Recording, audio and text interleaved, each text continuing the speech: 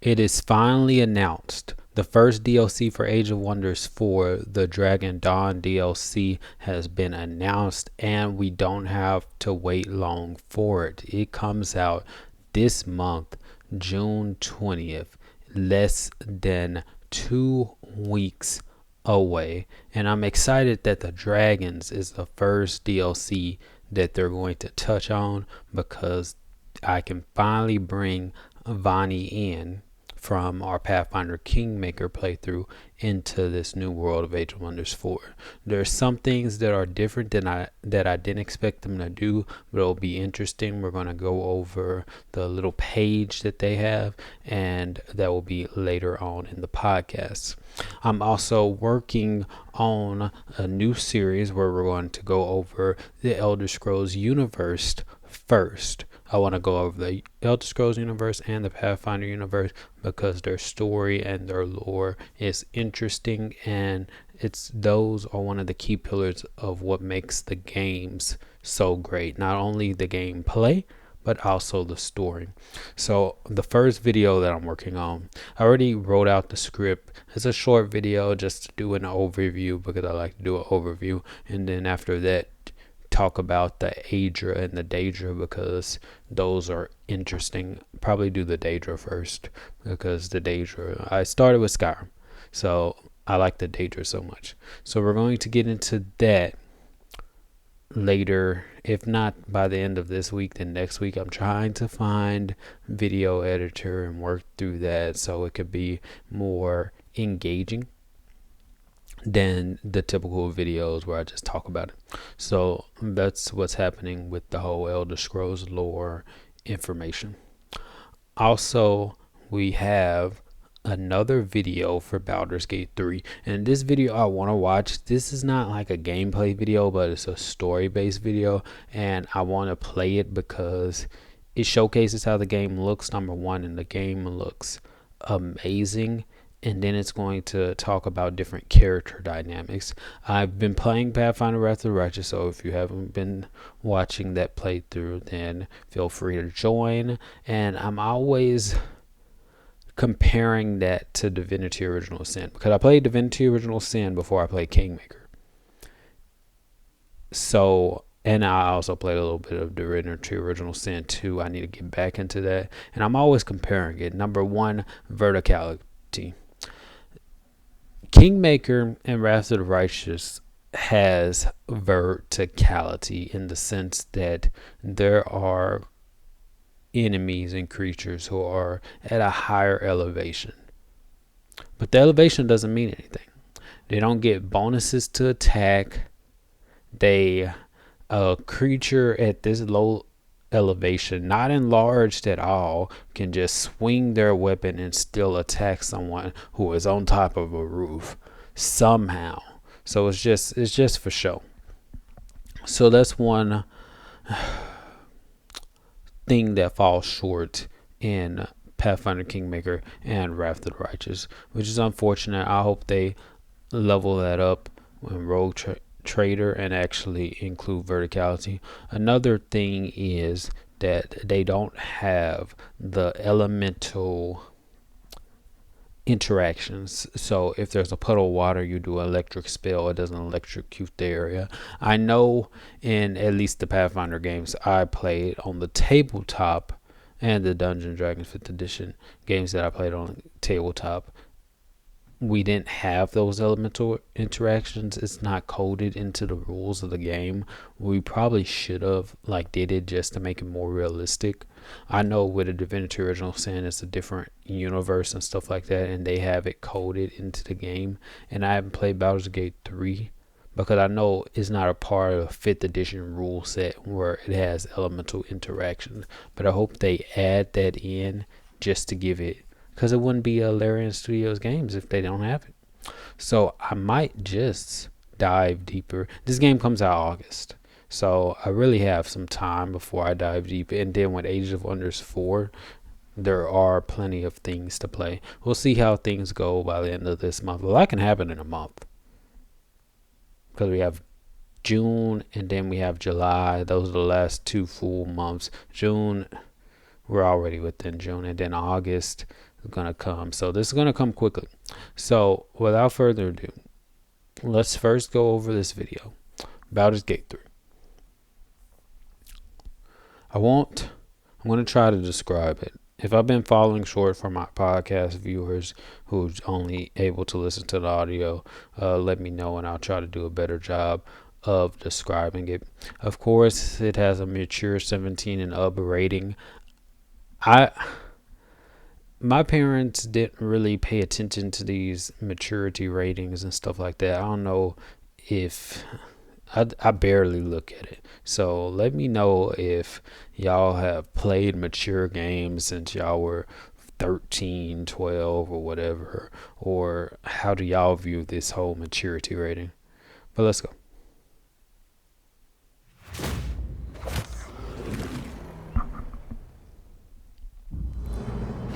Enver Gortash, swearest thou by Baldur's blade? Now, I don't know why it has. Did I actually put these subtitles in there? That's probably because I was clicking around accidentally in a previous video. To defend the citizens of Baldur's Gate from enemies within and without.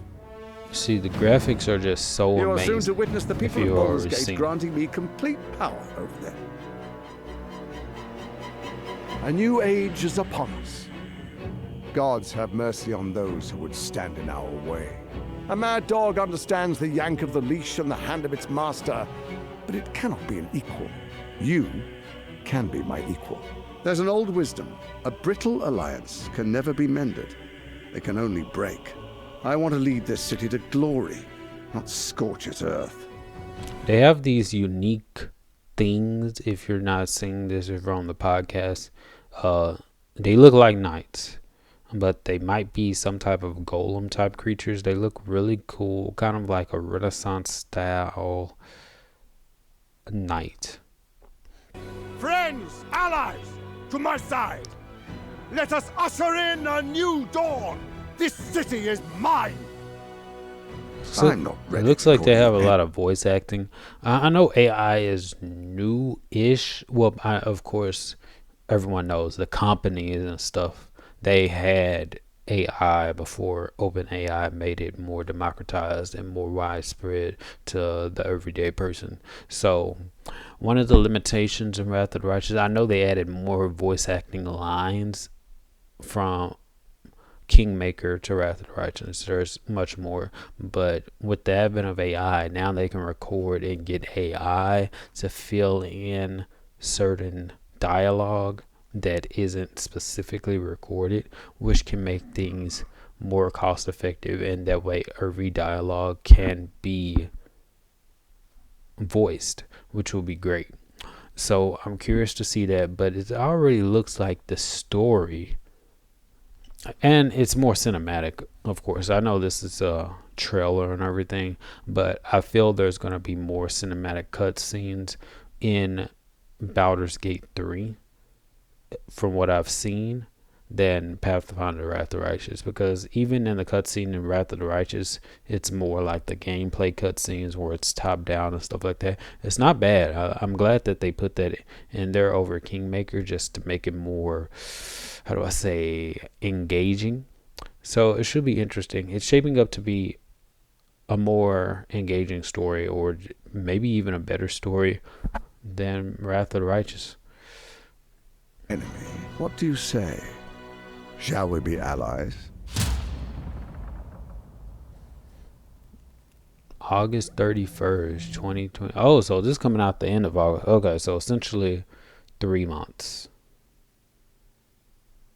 2 full months and some days. So you can say 3 months. So that's plenty of time. We'll be able to test out the Age of Wonders 4 DLC. The Dragon's Dawn. That should be interesting, and might be able to at least test out the beta, because I'm definitely going to add this game to one of the games for the channel. So if you have any ideas, a specific character that you want to see, different play style, or if you just want to see the game, otherwise I'm just going to bring in characters from before and put it into this game. because I want to create, like I've said before, my own universe and stuff like that. And I've been working on it. I have one deity so far, and of course I'm going to be porting like Nail, Erlis Greenwood, Seraphina, Whisperleaf, Azure Hellfire, also Vani, Lucia, all of them to this new world. And I think it's going to be really interesting, and I will enjoy showing that to everyone, and that will be sometime in the future. I'm definitely going to reveal it before the end of the year because I feel like it's going to be very interesting. So I will, instead of just keep on creating random characters, I'm probably going to pick one of them, since those are the key characters. Because I created those four because I want to play the game throughout with those characters, not Baldur's Gate 3. This is Wrath of the Righteous. So whenever I do replay it, because the thing about Wrath of the Righteous, which increases the replayability, is the fact that they created these mythic, because in regular Pathfinder, the mythic classes, they don't have like a mythic path. Oh, you can become a lich, mythic stuff. They have the mythic ranks.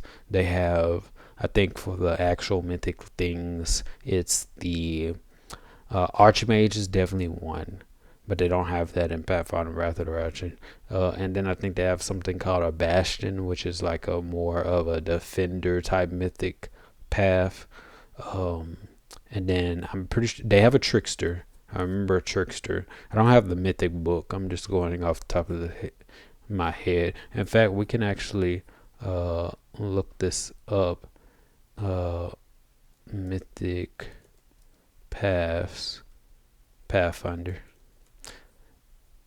And then we can, this is Wrath of the Righteous Pathfinder tabletop. Are the mythic paths in? No, it's not mythic paths. Here it is.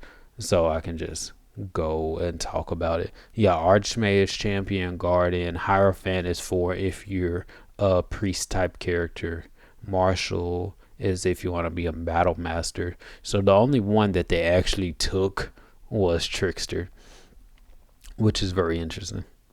I liked how they did that with Pathfinder Wrath of the Righteous, which is the only reason like I'm just geared towards like replaying it. They did it in such a way, like the story is long, so I don't like to replay like long stories like that.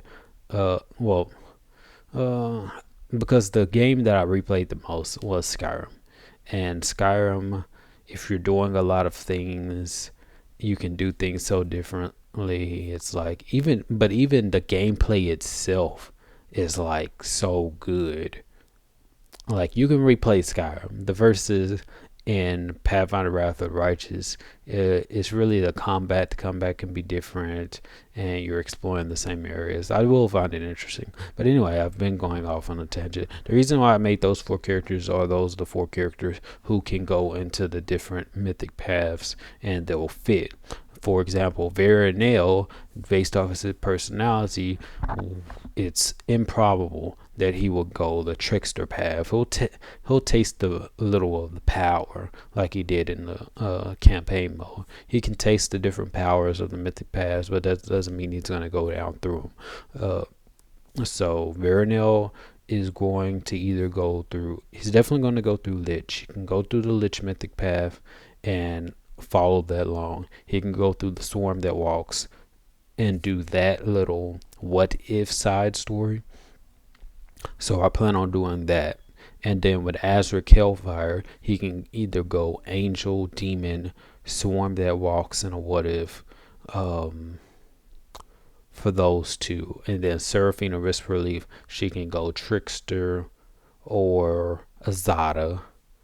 And then for Erlis, she can either go Aeon or Aeon into Devil for what if. I want to play all the different ones, mythic paths, like to their final progression, and then do the higher tier. Azric also can go Gold Dragon. he could also go which other legend, and then any of them could go legend, like in a what if, but it's just debatable if that would be like a fun thing to do. I'll think about it. So that's why Pathfinder Righteous is such like compelling to do multiple playthroughs. That's just my thoughts. If y'all have different thoughts, let me know in the comments. If you're liking this video so far, leave a like, subscribe to the channel. We'll have more. So, Wrath of the Righteous, good game. I like it so far. That's why I make these characters. So I'm going to bring one of them into Baldur's Gate 3. And I'm so glad Baldur's Gate 3 is available on Mac. So I don't know when I'll start that. Probably, we'll see. We'll see how things go. Maybe it's not going to be this month. So either early July or early August. Then I'll just test it out, do some initial playthroughs. I'll see how the other characters develop out of Veronel, Erlis, Seraphina. I've been using Veronel a lot, especially since he's been showcased in Elder Kings 2, and he's being showcased in Wrath of the Righteous. So I'll probably pick one of the other three, depending on Age of Wonders, how Age of Wonders go. Or I might bring Vani back, because this is based off Dungeons and Dragons. They have the Tiefling. Vani was a draconic sorcerer, so I can definitely do that. And because they have a draconic sorcerer in the 5th edition rule set, they don't have Sage Sorcerer. Well, I'm not going to do Veronel because we already did Veronel. We can do Azric. They do not have, I don't remember if they have they don't have Blood Rager in 5th edition. I know that, but I don't know if they added it, the Barbarian, because they did different things with the totems. I think they have a Dragon Totem Barbarian. Don't quote me on that. I know Pathfinder 2nd edition they did a Barbarian and they have the totem. So I have to test that out.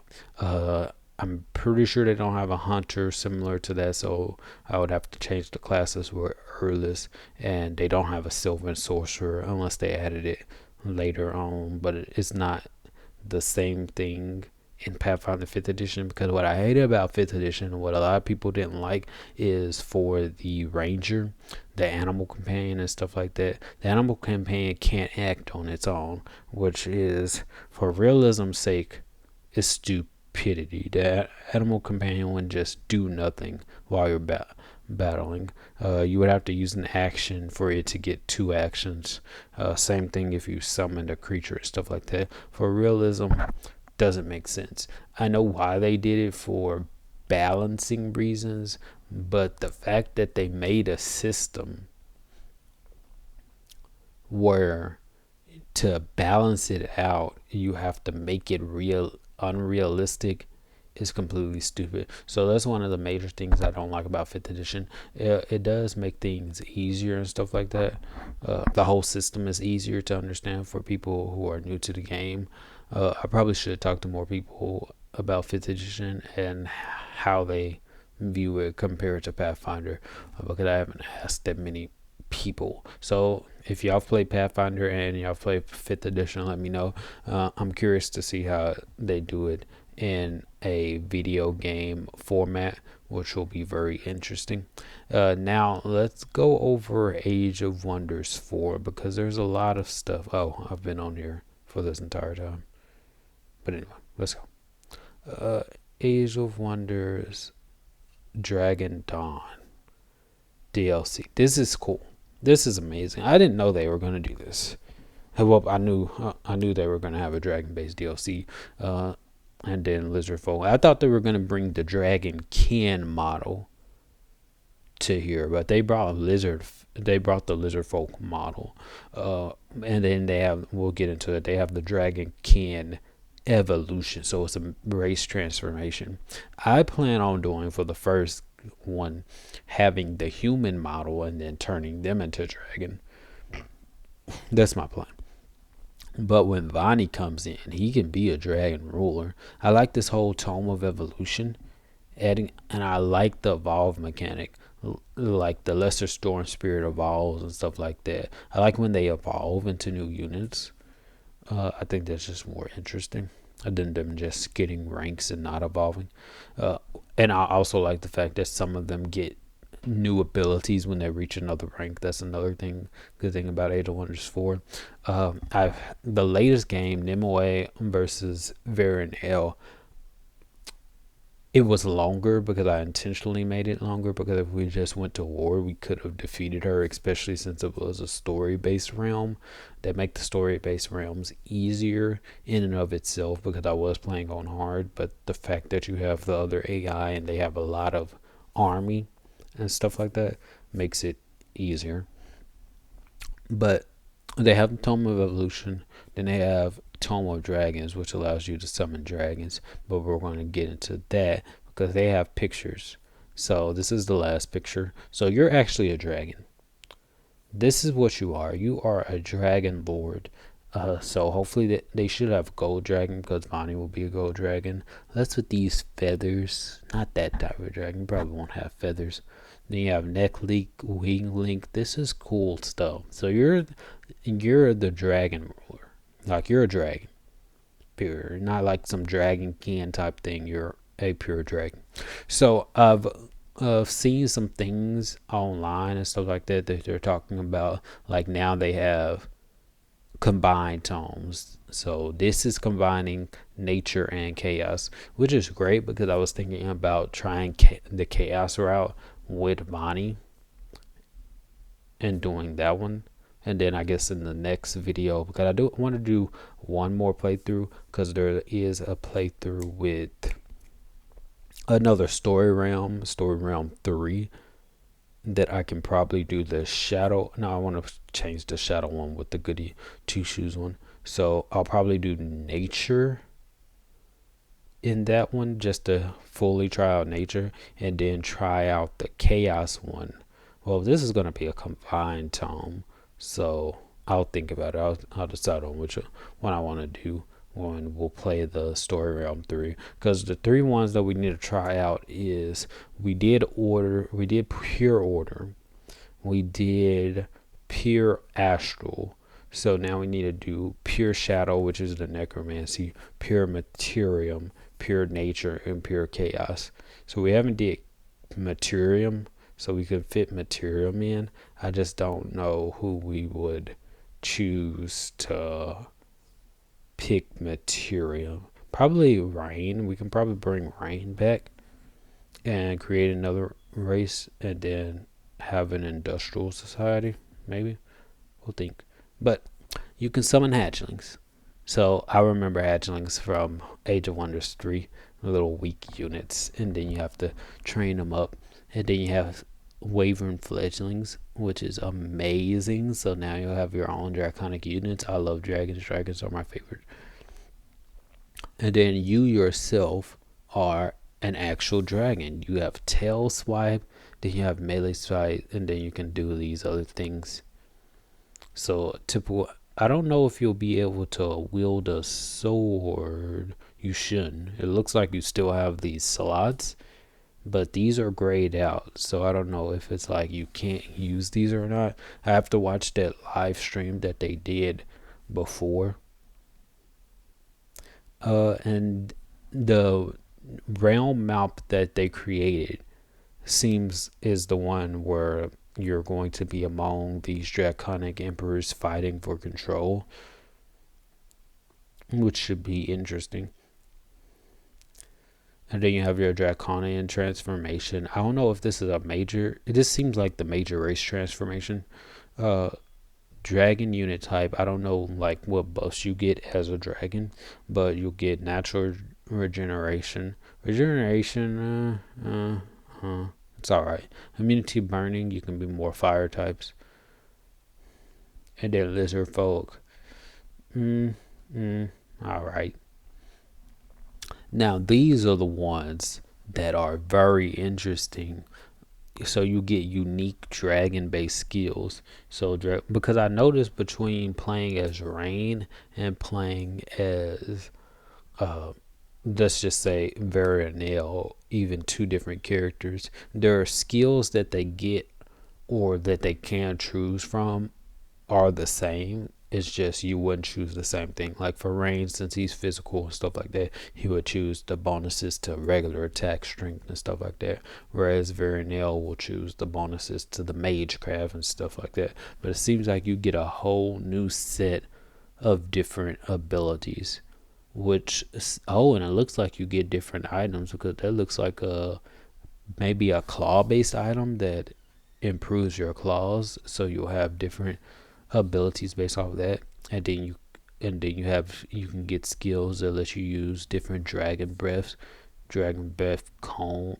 Is it a comet? Oh, dragon breath, comet, cone, line. So the comet is, I guess, like you actually shoot it, and it's like a comet, instead of like it's a prolonged breath attack. When a cone is just a single ball of fire, similar to a fireball, and then it just explodes out there. And then it has other unique traits. So this is going to be interesting. And then you have the Dragonfire Cradle, tier 4 realm. That's all right.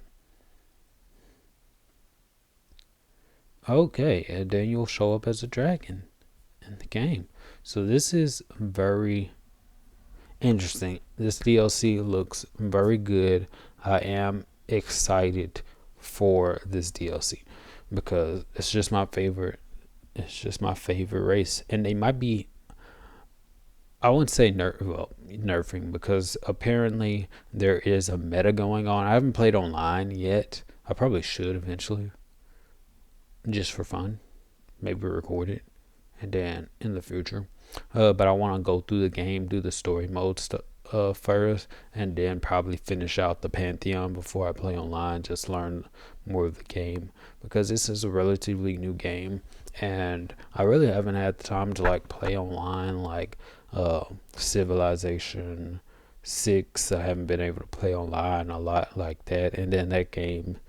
I'm just transitioning to newer, better strategy games like that, because Civilization 6 can slog down when you have all these units and stuff like that, and you have these more engaging types like Age of Wonders 4. So yeah, play online eventually. I know the meta is either nature, because you can just summon a lot of units, a lot of free units too, and then you have the chaos, where you can create another swarm, a lot of swarm units, weaker units, buff them up, because I know these weaker units, when you buff them up, yeah, they'll be strong. I have experienced this firsthand. They are strong when you buff them up. Nearly impossible to fight. So that's all I wanted to cover in this episode. There was this wonderful video, it's kind of old, where it shows new gameplay videos on Starfield. I haven't seen it, or at least I don't remember seeing it, but they show space combat where the ship is leaving and actually shooting. I know when they first revealed it, they had the space where you're in outer space and you're moving the ship, but this one actually showed, okay, you're shooting your blasts and stuff like that. They showed a little bit of the perks and stuff like that. This was just the video. This wasn't them talking behind it and explaining what we're seeing. They also showed mods and stuff you can add to your weapons. They also showed a little bit of base building and ship customization. So this game is shaping up to be more engaging than Skyrim, and I'm saying that because in this game they have base building, they have ship building, and they have character customization, gun customization, stuff like that. If you look on the other hand, Skyrim, you have character customization and you have home building. The homes are just, I'm going to just say, homes are for show. They really don't provide you with anything. Of course, you can get married in Skyrim, and then your spouse can sell things if you want your spouse to sell things. But other than that, your home is where you store your equipment. You can do that, but it doesn't serve. It really doesn't need us. It's just a home. It doesn't have to serve serve a person, so that's all right. But other than that, you can enchant some items, but that's not, you're not customizing, you're not creating new spells, stuff like that. Versus with Starfield. Now, from what I've did in Fallout 4 in the base building, like the base building right there is more like one of the Radiant things where you can just continue to build quests, not quests but bases, and then they say in Fallout 4 where the people you meet in your journey, you can bring them to the base and stuff like that. For what I've seen, it doesn't accomplish anything. You're not making the place safer. You're not working towards a goal. You're not getting any new perks or more equipment, more items for building this stuff. So I'm like, will this base and outpost building in Starfield be where, okay, you're building these outposts on these planets? Are you able to now start an economy where now it becomes something like Outer Worlds, where you have these different corporations or stuff like that operating from different planets selling some stuff? Can you affect the economy that way? It'll be interesting if they made it that detailed. I don't think they did or would, but it would be interesting. And if not, someone could mod it in, because I've seen a lot of good like economy mods in Skyrim. I remember playing Skyrim one time. It was a playthrough of Skyrim, quote unquote, but I started Skyrim just to play this trading mod. And this mod was, you go to this room, you have this map, and then you can trade. You can have these people in your little caravan and your trade route go this place and sell this. And I just played that for like, I didn't even do anything else. It was that fun and that engaging. A little, basically an entire trading simulator made within Skyrim, and they used a map to showcase that. So some people can do that with Starfield, since they're using Creation Engine 2, which is going to allow lots, even more mod support. And also with the way AI and technology is evolving in general, things are going to be way different. So even if Bethesda doesn't initially offer that, or when you build an outpost and build a base where you can build it up to be like its own self-sufficient economy based thing, you don't even have to break the game that way and make yourself like super rich, because having these new bases and these new resources and stuff like that, you can factor that in where, hey, this planet has limited resources. They can hard code that the resources are limited, and then they can turn it into like more of like a CK3 type thing, where now these people, these AI, I'm not going to say the AI is smart in CK3, but they are independent. And it's even going to evolve even more with AI when that star gets incorporated, especially in CK4, because they've already created AI that live inside a virtual world and they do their own thing. So that's already created. They already did an experiment. They put it in some type of Animal Crossing, Stardew Valley type world. You can look it up and check it out. And it was just an experiment. And then they even went a step further and took one of those AI, gave it a mission to schedule a birthday party and stuff like that. Then that AI just went on its natural business, inviting people to the birthday party, whatever, and then people showed up. It's quite interesting. And they can do that. They can do that in CK4. They can do that in Starfield and just say, okay, this is the corporation. Give it AI. Act like a corporation. You have to interact with all of these other corporations, stuff like that. And I know modders are going to do this. It's going to be done. It's going to be done. So it will be great. And then I have some plans. I don't mod. I can't mod. But you can always learn something, right? With the advent of AI, things are just going to get much better, much easier. But that is enough for this episode. Let me know what you want to see what you want to hear about in the next episode. Maybe if you want me to bring those resources and discuss them on this episode, I can't. Well, not this episode, but on the future episode, I can get that video for Starfield, just discuss it like that. If you want to hear about more AI specifically for video games, let me know and see how much what new progress is made that might affect us as video game players, and also those who I'm going to call us, I don't want to call us as video game modders as well, but those who enjoy mods and being able to create the games that we want to play. Because I don't think there has ever been any game out where a player said that, okay, I love this game and there's nothing about this game that I don't like. I don't know if there's any game like that. If y'all have seen something, then let me know.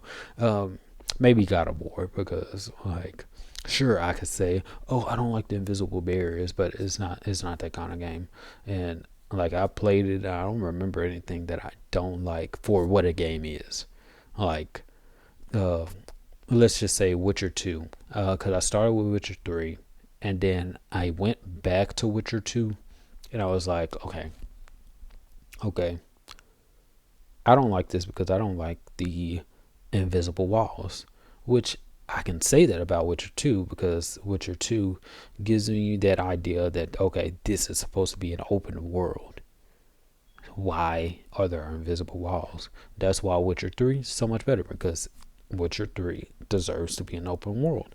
The Witcher series deserves to be an open world game, versus the God of War, where it's not an open world game experience. So there's not that disconnect. Like, I can understand that, hey, this is a specific linear type game. So God of War, I haven't played God of War Ragnarok yet. So yeah.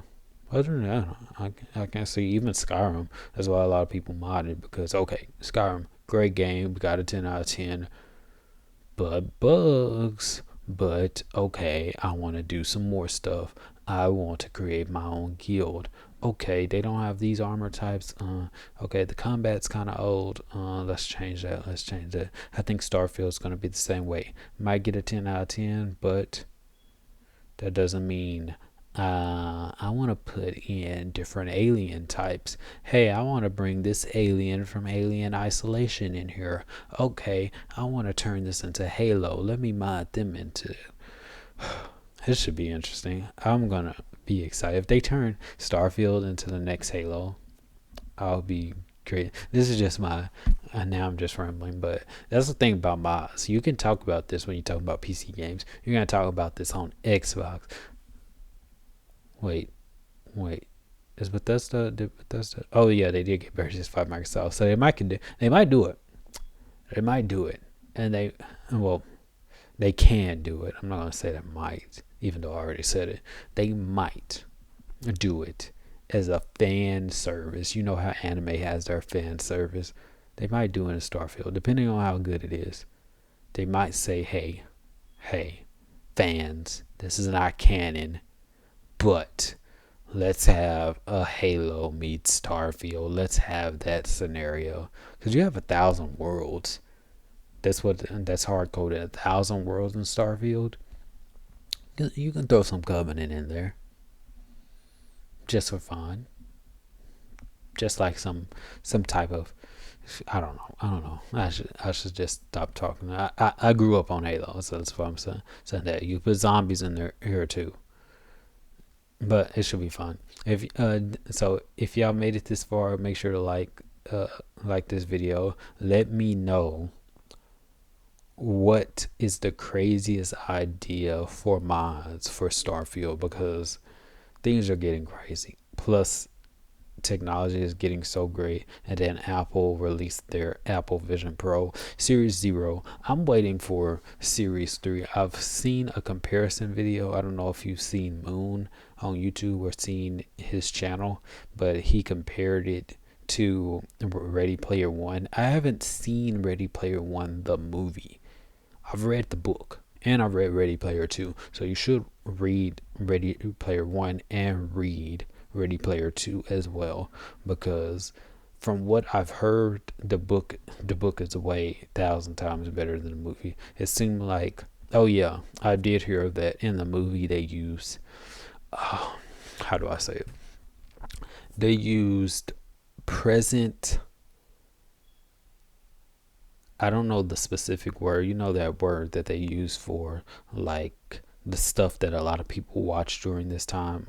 I missed the word, but in the book they use like 1990s game references, like old game references, which I was like, okay, even reading the book, I was thinking, oh man, I would like to go back and look at these. I'm not going to. I'm not going to go back and play those games or watch those movies.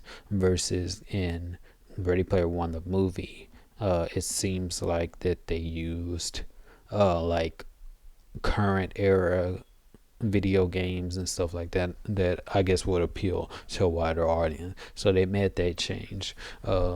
It's not a bad thing. It's not close to the core material, which I still think if they keep a book close uh, to their core material, it'll be good. Just like Hunger Games. Hunger Games, great movie series because they kept it close to the book. They messed up Percy Jackson because they didn't keep it close to the book. And then they messed up a lot of movies like that. They crippled, mutilated Percy Jackson. That was terrible. But anyway, thanks for watching.